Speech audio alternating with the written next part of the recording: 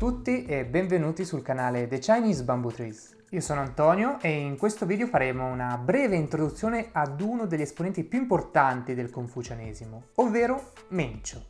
Mencio era un saggio e filosofo cinese itinerante che è nato nello stato di Zhou ed è vissuto intorno al 300 a.C. Si presume che fu un discepolo di uno dei nipoti di Confucio e che girò circa 40 anni in giro per la Cina dando consigli ai vari sovrani. Anche se si considera che la sua influenza nella vita politica sia stata maggiore e più penetrante rispetto a quella di Confucio, anche lui rimase deluso dal tentativo fallito di portare dei cambiamenti nella società in cui viveva. Allo stesso modo di Confucio si scontrò con dei sovrani che o non gli davano retta o utilizzavano le sue parole a proprio vantaggio, distorcendo il contenuto del suo messaggio per far sembrare le proprie idee politiche, e spesso belliche, più etiche e sensate. Il principale libro che racchiude i pensieri di Mencio e i suoi discorsi con i sovrani si chiama appunto Mengzi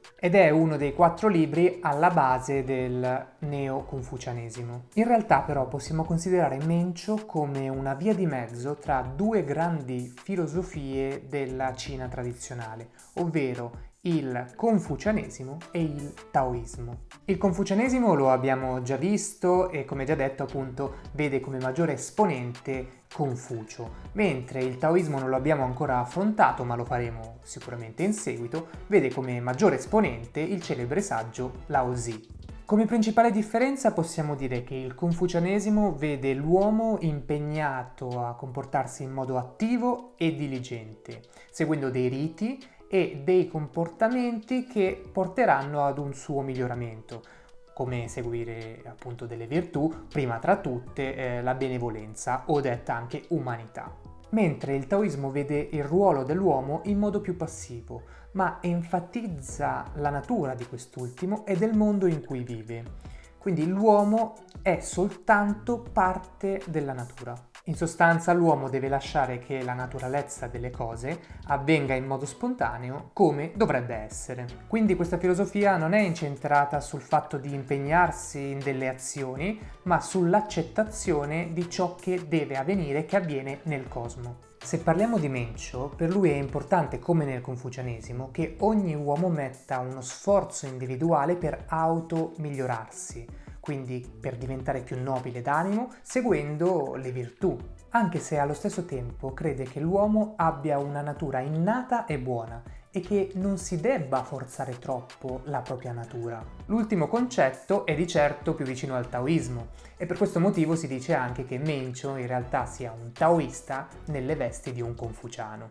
Allo stesso tempo però Mencio si allontana dal taoismo, sostenendo che seppur la natura dell'uomo è predisposta ad essere buona, ha bisogno di essere coltivata e quindi che comunque siano necessari degli sforzi e dell'impegno per far emergere questa bontà che ogni uomo ha dentro di sé.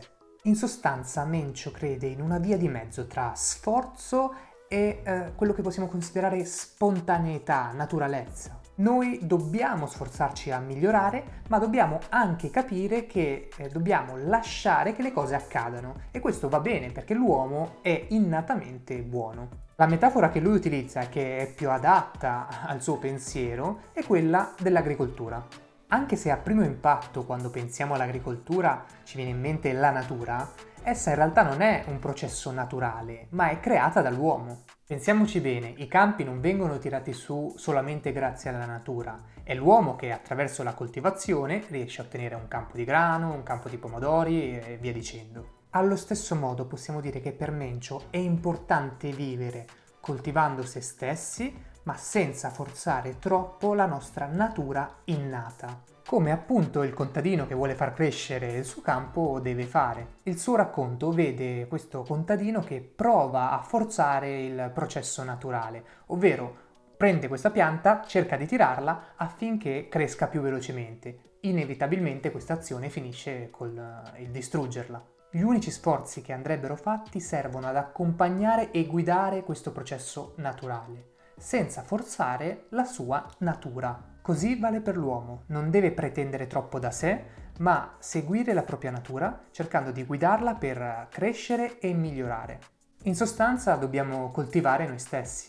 Con quest'ultimo concetto direi di concludere questa breve introduzione di Mencio.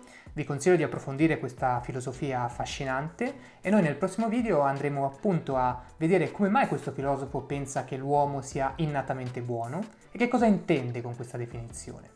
Vi ringrazio per aver visto il video fin qui e al prossimo video.